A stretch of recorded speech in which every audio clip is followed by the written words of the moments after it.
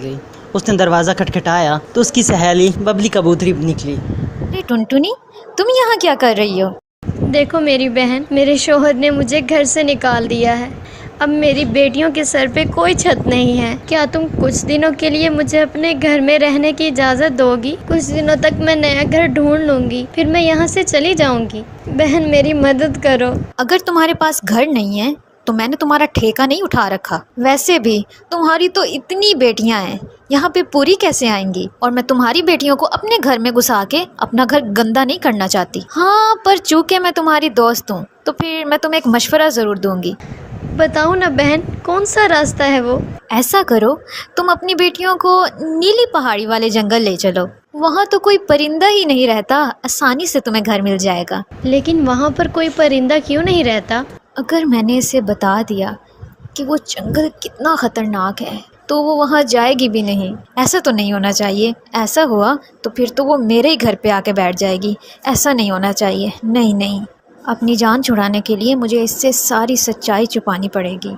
फिर उसने टुनटुनी से कहा, अरे मेरी दोस्त, वहाँ का रास्ता किसी को नहीं ना पता, इसीलिए वहाँ कोई नहीं जाता। तुम जाओ और सबसे पहले वहाँ जाके अपना घर बना लो। ऐसा ना हो कि कोई और घर बना ले। ठीक है मेरी दोस्त, तुम्हारा बहुत बहुत शुक्रिया। मैं वहीं चली जाती हूँ।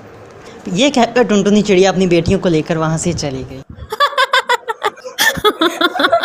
अच्छा बेवकूफ़ बनाया इसे। उसे क्या पता कि वो जंगल कितना ख़तरनाक है और वहाँ कितने खूनख्वार जानवर रहते हैं। पर मुझे इससे क्या, मेरी तो जान छूटी।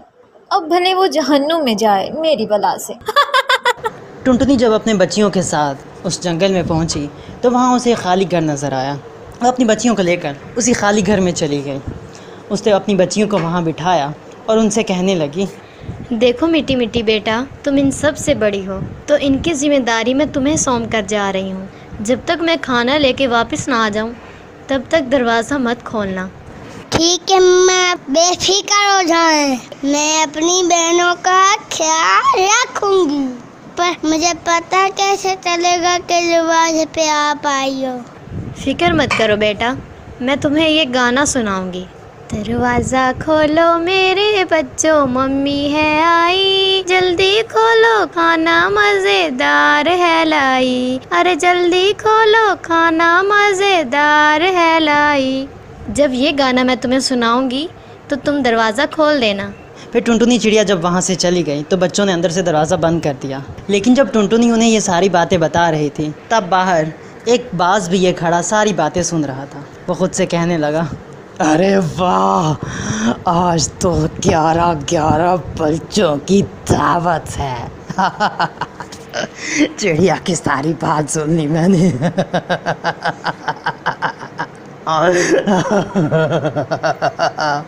आज बच्चों का नरम नरम मांस खाऊंगा। फिर वो बाज जाकर दरवाज़ा खटखटाता है। मिट्टी मिट्टी उनमें से सबसे समझदार थी। उसे अपनी माँ की बात याद कि जब तक उसकी माँ उसे गाना नहीं सुनाएगी तब तक वो दरवाज़ा नहीं खोलेगी। उसने दरवाज़ा खोलने से पहले पूछा, ओए कौन हो तुम दरवाजे पे? बेटा, मैं हूँ तुम्हारी मम्मा। हमारी मम्मा को तो गाना भी आता था, तुम्हें गाना आता है? रुको बेटा, मैं भी सुनाती हूँ। दरवाजा खोलो मेरे बच्चों, मम्मी है आई। अरे जल्दी खोलो खाना मज़ेदार है लाई। अरे जल्दी खोलो खाना मज़ेदार है लाई। कर बच्चों ने दरवाज़ा खोल दिया। पर जैसे ही उन्होंने दरवाज़ा खोला तो बाहर उनकी माँ नहीं बल्कि एक ख़तरनाक बाज खड़ा था। बाज झट से अंदर आया और वो उन पर हमला करने ही वाला था कि तभी टुनटुनी चिड़िया वहाँ आ गई। टुनटुनी चिड़िया और बाज के दरमियान बहुत बड़ी लड़ाई हुई जिसमें बाज मर तो गया पर टुनटुनी चिड़िया ज़ख्मी हो गई।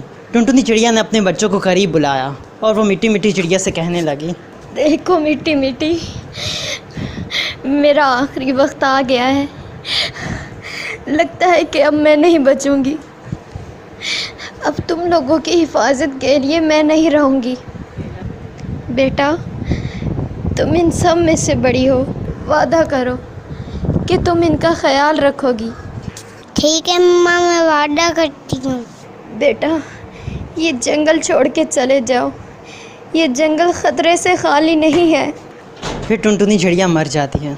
उसके मरने के बाद मिट्टी मिट्टी चिड़िया अपनी सारी बहनों को लेकर वहाँ से चली जाती है। वो एक नया घर ढूंढती है और वहाँ मेहनत मजदूरी करके अपना और अपनी बहनों का पेट पालने लग जाती है। इसी तरह वक्त तेज़ी के साथ गुजरने लग जाता है। सारी बहनें बड़ी हो जाती हैं।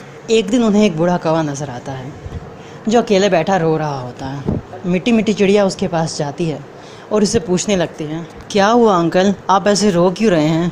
नहीं बेटा, ये मेरे अमाल का नतीजा है। कहते हैं ना कि आदमी जो बोता है उसे वही काटना पड़ता है। बरसों पहले मैंने अपने बेटे के लिए अपनी बीवी और 11 बच्चियों को घर से निकाल दिया था और आज उसी बेटे ने अपनी बीवी की वजह से मुझे घर से निकाल दिया। ये सिला तो मुझे अपने गुनाहों की वजह से ही मिला है। मिट्टी मिट्टी चिड़िया जब ये बात सुनती है तो उसे पता चल जाता है कि वो शख्स कोई और नहीं बल्कि उसका ही बूढ़ा बाप है।